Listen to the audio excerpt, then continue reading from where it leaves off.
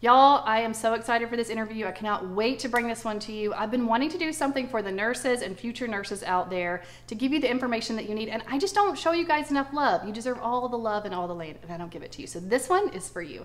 I'm going to introduce you to my friend Alison, who is an ER nurse, who has sort of a non-traditional pathway, if you will. So she's going to share with you how she made the decision to go back to school with a family and all the challenges that presents, all the challenges personally and professionally she went through with school, a little bit about her career trajectory and where she's at now. She's going to tell you whether or not she went straight into med-surg like she's supposed to, and how she's ended up doing a little bit of teaching right now to add to that resume. So you're going to like this one. If we haven't met yet, my name's Bree. I'm a nurse practitioner. I make content for nurses, NPs, and students. Welcome to the channel.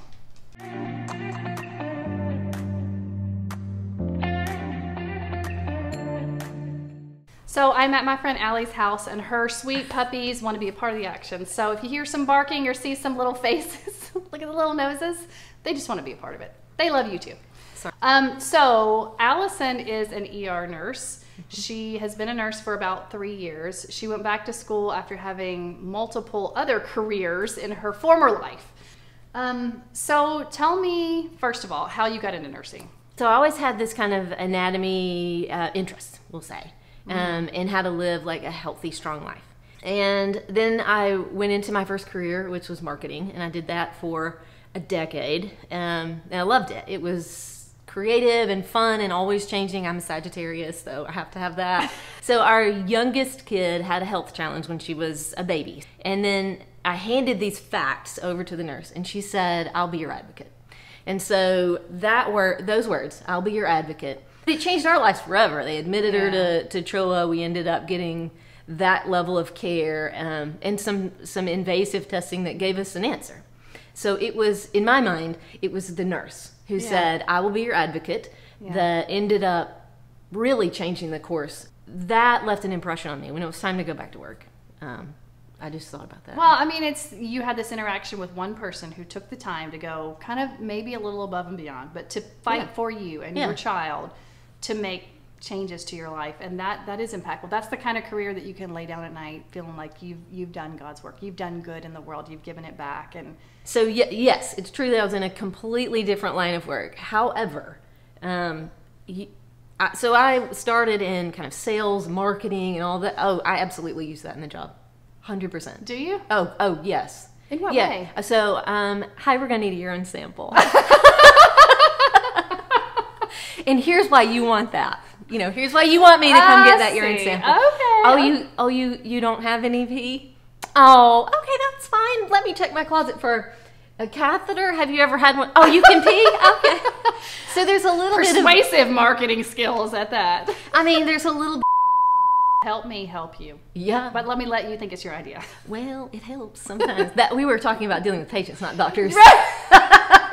Different conversation for a different day. Love y'all. So I really want to talk for just a minute about how you did this as a more mature nursing student, dealing with a husband and children and all of those roles that do not go away, but just compound the fact that you're now a student full-time, and how you handled that. Okay. So I am, I think, the only one out of my friend group who decided to stay home with kids, I think. Yeah, I can tell you what that feels like to take a jump. So one thing that might surprise you is you maybe haven't first wrestled with the reality that you're old now. And then I went and met people who were going to university for the first time, and I realized, oh God, I don't even speak their language. I mean, FOMO, YOLO, I had to Google all this stuff to figure out like what, because my kids are too young to have shared that with me. So don't be surprised if you get there and there's a little bit of a cultural difference. And let me reassure you, it is good for you.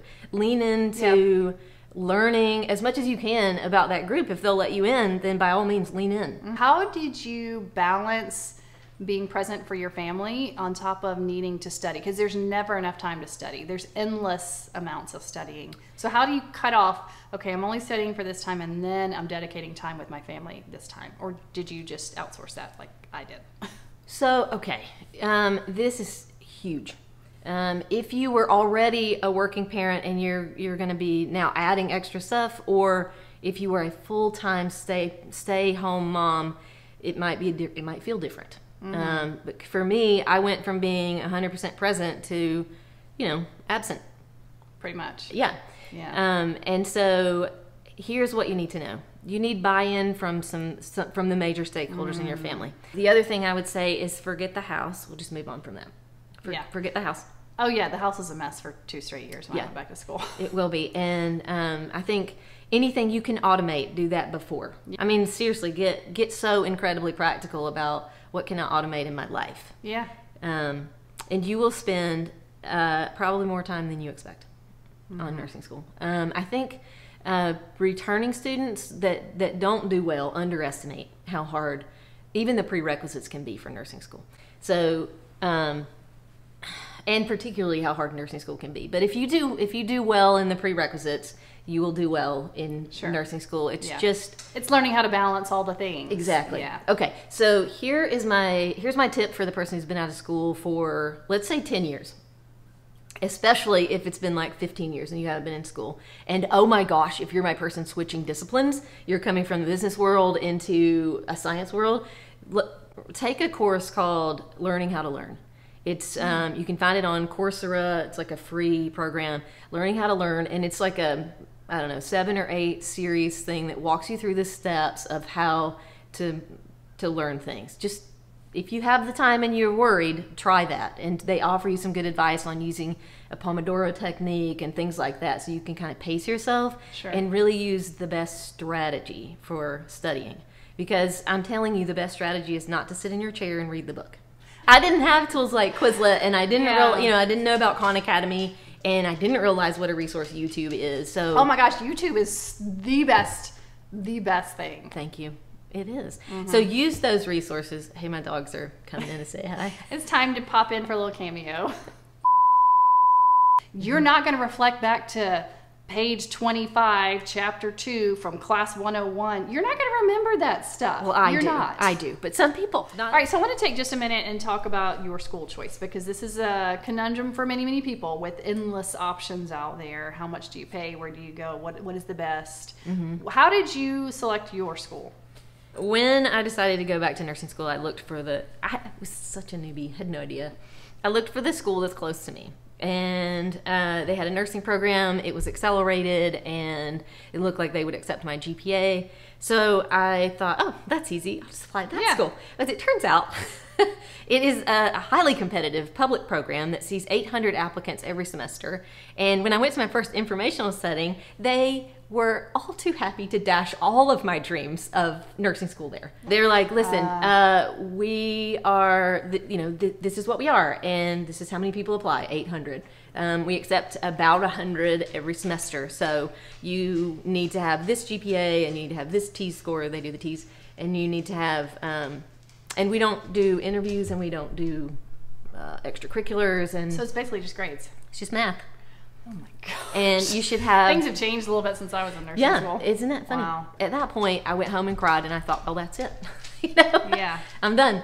But, okay, lean in. I'm going to tell you some stuff. Okay, first of all, if you want to be a nurse, you just need to get a degree in nursing. It can be from a public school, a private school, a tech school. You can get your ASN, your BSN. If you really put yourself out there, like when you learn the material, please don't use Quizlet as a crutch. Use Quizlet as an aid, an adjunct, and then dig for understanding. Yeah. And if you do that, whatever program you go through, whether you pay $100,000 or a quarter of that, whether it was your top choice or your 5th choice, doesn't really matter. You're going to get good stuff out of it. You're going to find great professors. You're going to find great clinicals. If you dig in and make it work for you, I promise you'll be fine. If you are a second degree person and let's say you absolutely have to have like a 3.8 to get into your program, but you have a 3.5. So you need to go to your admissions office, and they will help you look at your transcripts and see, oh, we really could drop off this, I don't know, class in basketball that you got like a C in. Now all of a sudden your grade's not a 3.5 anymore, it's like a 3.54, or and so you can drop some of those classes that aren't related to the field you're going into, as long as you satisfy your core requirements and things like that. If you took extra classes in college the first time, you can pick and choose. The second piece is if you are studying for the T's or the HESI, I think is the other one they do, get a book and set some goals. I'm going to cover 20 pages a day, and each day or each whatever time period you have, sit down with it and cover those 20 pages, and you will get your 90 or above, or whatever the score is that you need. Fine, don't touch me. Stop it. Sorry, don't touch me. Don't touch me. My hands are, I have like the hands of the dead. Say you were not one of the 100 that were chosen for your school and you were put on a waiting list. Do you have any tips for that person? If you're waitlisted, get moving on your second choice. Especially if you're returning to school, you don't have a lot of time to waste, and don't wait. Just be really honest with yourself, right? About what do I think I can do? If you don't think you can get your grades up to a 3.7, then don't go for the program that's requiring that. Just shift your focus a little bit, because, and I will tell you, I graduated from one of these programs that I'm very proud of, and I think it was a good experience for me. And I came out, and guess where my boss went to school? She went to a tech school. She graduated as an ASN. She was a fabulous nurse. Right. So perspective. I tell this to a lot of people who are looking at going into nursing, and there are a lot of people in my inner circle, my outer circle, and then people I meet in public. Nursing is a phenomenal career choice. So many people are looking at going into it. And with all these options out there, what do you choose? And what I advise people is choose what fits the most boxes that is right for you and your family. If you need something fast, go somewhere fast. If you need something non-traditional that's online, go there. If you need something that's the cheapest possible option for you, pick that school. Pick what works for you, because, and this, I don't want this to sound heartless because it's going to come across that way. It doesn't matter. It really doesn't matter, because you just need to learn what you need to know to pass boards and to get your feet wet, to get into all these different clinical arenas, to determine what you like, what speaks to you, so you can figure out where to go in life. Oh, yes. Because 90% of what you do and how you operate as a nurse is what you learn on the job. Yes. I mean, mine's paid for a long time ago because it didn't cost much, but I still suffer from PTSD. That's the best part of the whole video. Of course I want to put that on there. She didn't say who it was. She didn't say, it's true. Call me. What were your clinicals like? Do you feel like you had good clinical experiences? Okay. So I think, oh yes, I definitely did. And this is why I really love the program that I went to. And pay attention to what hospitals your school is connected to. I think in our market, our schools are connected to some amazing hospitals. And so I had, like, one of my favorite things that I never thought I would have access to. My school got me into an HIV/AIDS clinic, which is a Ryan White clinic. And so I was one of a few students who got to go in there and do a whole community clinical in this place. I mean, talk about amazing experience. So it's one thing to read it in a book. It's a whole different thing to meet a 22-year-old. Sure. I mean, talk about opening your heart up wide. Sure. And so, that would be a great question to ask your schools. What hospitals are you connected to? If it's a teaching hospital, you should lean forward a little bit. I do agree. And I feel like COVID changed a lot of that for some of these baby nurses I see come out that had really no time in a hospital at all. It was all simulated clinicals. There's so much intangible that you will never get through that. So I do think that clinicals are a big piece of both your undergraduate and your graduate. It's a huge piece of your learning. It's didactic. It is. And it also shows you, I mean, you want as many varied experiences as possible, unless you know exactly what you want to do in life. So I did learn through that clinical that I love community care. I love community nursing, which I think impacted, aside from my origin story, it impacted what kind of nursing I went into, because ER is the smash up of community nursing meets critical care. Did you feel prepared for your first job? Well, actually, let's take a minute. What was your first job? So actually, my first job was a tech. Right. So when I was in nursing school, let's tell this one. So I started nursing school in an accelerated program, and I finished the first year of that program. And I was emotionally unhealthy. I feel like my marriage took a lot of strain. My baby graduated from kindergarten, and I didn't get to go because someone was afraid that I might cheat on my test. And I mean, it was just like I had asked everybody in my life to do too much for me. And so I dropped back to the traditional program. So that was my first big fail. I dropped back to the traditional program, and I took a job working as a tech in the ED, and I took on more hours there. And so I was still gone from home, but I wasn't going through nursing school so fast. If you start on the accelerated program, it's too fast. Ask your advisor if it's possible to slip back. Yeah, to slip back. And also, if you feel like you're a kinetic learner, then maybe a tech job is a good idea for you, especially for folks who feel like they're not getting in the hospital enough. For me, a tech job was the best thing I did. I got to use my hands. I worked in the ED. Try to find yourself a place where you can use your hands and work, and it'll help a lot. When I graduated, the plan was to go straight into the ED. And unfortunately, because of when I graduated and when the hospital hires residents, I was going to have to sit out for 6 months. So I could sit out for a maybe, maybe you'll get through the interview and be part of our, or I could interview on one of the floors upstairs. I really had my heart set on ED. So, but I went to this interview and I loved all these people. They all live here. They're passionate about nursing. And so I did get to work on a progressive care unit for a year and a half, which was I probably wasn't the most fun person to manage, because the whole time I'm like, I just want to be in the ED. But also, they put us through the most amazing education. I had no idea this was coming. Yeah. And so, did you do ECHO? Is that the program y'all did? I did. Yeah. Yeah, through the AACM. Yeah. I asked for all the hard patients. Did you? Like, give me the hardest patients you got, because if you're going to be on a floor and you want critical care, you should ask that. Yeah. Give me the hard patients. Don't give me the ones that are like a med pass 3 times a day and I sit at the nurse's station. You're just indicating to people that you want to grow more. Yeah. Wonderful experience. Now I'm in my department that I love, but people come in who need ostomies changed. Things that you don't learn in the ER. Right. How to manage a JP drain. You don't see that in the ED. Right. And so if it happens that you don't get into your preferred department first, your experience there is not going to be lost. For sure. It just builds and builds and builds. Oh, absolutely. I mean, I was a serial job hopper. I had 9 million jobs as a nurse. I went from one to the next. About every 2 years, I switched it up, because it just once you reach the end of your learning trajectory, for me, I just needed to go on to the next thing. But there's endless options out there for you in nursing. So many choices. Yeah. I think that whole thing that you just laid out, that like when you get bored in an area, you can kind of pivot a little bit. And I love that. It's the beauty of nursing to me. Out of the mouths of babes. I don't know why I said that. That had nothing to do with it. Because I'm a babe. How did you prepare for NCLEX? Okay. The best answer is to tell you that I purchased a program, one of the proprietary ones, and then I set a goal to do 1,000 questions. Wow. And I methodically worked through that until it was time for me to take my test. Something tells me that's not what you did. That's what I did. Nope. I picked up full-time hours at the hospital and did not open a book.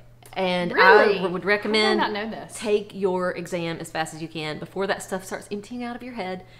I couldn't. I was so just burnt on learning new things, and I'm like, I'm a kinetic learner, so I gave you 3 years of my life to like learn all this stuff your way. And now so that my advice is go and find yourself a proprietary program and work through it. Yeah. And then don't wait. Go ahead and take your test. Yeah. And then I have heard they're going to change it. Did you hear this? No. They're changing it to some short answer stuff. So it's not like choose the the rightest right of all these right answers. I think those will still be there, but I did hear that short answer is coming, and that the thing that made it hardest for me in nursing school, but easiest for me when I graduated, was the tech job. Yeah. Yeah, I missed more questions on tests because I answered them because it was real world and not paper. Yeah. Don't worry about me. I'm fine. Okay, so let's talk about the ER job now. What do you like and what do you dislike about ER? I love that the ER is unpredictable. I love that it's focused on the diagnostic process, which is my favorite, and I love the constant practice and refinement of the assessment ability. Yeah. Like those are if I had to pick 3, those are my top 3. Because you're constantly seeing something different. Yes. And you don't establish necessarily a relationship with your patients because they're there for the most part, a short period of time. So it's always something new. It's always being changed up a little bit, and you're always learning something. What don't you like about the ER? I think one of the things that's hard about the ER is that when we get you stabilized, we'll send you on, and we don't always know the outcome. Yeah. So that, I think, is kind of hard. I think the other piece of it is that people come in and they are in crisis. I don't love the the aspect of ER care where you can't rationalize with the person. Most people you can explain and they kind of understand. Yeah. But there are people that can reach a crisis point that they are beyond comfort. Sure. So I think that's super hard. Yeah. Yeah. I felt like I got burned out in ER when I realized I was missing things because I was becoming very jaded towards people. I think that is the danger of working in ER for a long time, is that there are a lot of malingerers, there are a lot of seekers, there are a lot of people who are manipulative, and that's not the majority of people at all. But it becomes frequent enough that it changes your opinion of people, and when it affects your opinion of all people, you miss major things. Clinical instructor, structuring. That's not really a word, is it? So you are now doing some teaching on the side. Tell me about that. For me, I've found out that I like it when I'm precepting at work. Yeah. So once I learned that I enjoy precepting, but it also keeps you on your toes because you want to be a good model. So you try to learn more. Yeah. So you grow more. It's that whole see one, do one, teach one thing. It refines your practice. Yes, it does. And if it's I precepted next, I got a nursing student for her entire practicum. And then I found once I tried have you ever tried to talk someone through, like, it's one thing to explain to a patient how ejection fraction works in CHF. It's a whole different thing to explain to a nursing student who has lots of questions. Yeah. You know. Yeah. So in this last opportunity that has come my way, and I have some ideas about why this came my way, but I am really fortunate that it did. I think this is a little early on in my career to take on a role as an adjunct clinical professor. I'm also very excited it came along because it really fills my cup. And I think being able to work with students at these clinical sites for a completely different school than the one I went to, and all these things, like to try to see things from their perspective, it's so fun. Going through with these nursing students, I get to teach them, like, break down little things about the job that will help you be a good nurse. And I get to do it from the perspective of someone who's seen the worst, and to say, like, what do I do when the worst thing happens? Right. What do I do when I freeze in clinical? And so I get to give out little pearls that can be like 3 words long. Well, that's lasting wisdom that you're imparting on this person, because when they're in that space of I can't think clearly, they're going to revert back to what my instructor told me. So that has long-lasting impact, and I think that is very higher level thinking and such a high degree of giving back, because you're not only giving back to one patient, you're giving back to 20 students who are going to give back to 10 patients. I mean, it is ripple effect of the good that you're doing in the world. It's super exciting. Yeah. I love that. And you clearly blossom in this role. I mean, I can't wait to see what you do with it, and I hope that you love it as much as I think you're going to, but you are an excellent teacher. She was a great teacher to her kids when she was a stay-at-home mom. Okay, thank you so much, Allie. I know that there are people out there who are really in a state of dilemma, not knowing what they want to do or what the future will look like, and I think that this information is very, very helpful to all of you nurses who have so much left for. Good, thanks. This has been super fun. You have to cut that up. What were we talking about? I don't know. You can't say. You at least gotta give me the title of my 1 in 5. Fine. Yeah, because Christy, I don't want her pulling up in my driveway. There's a little from me. Take 2. I think we're at 291 at this point. Some quality content though. It's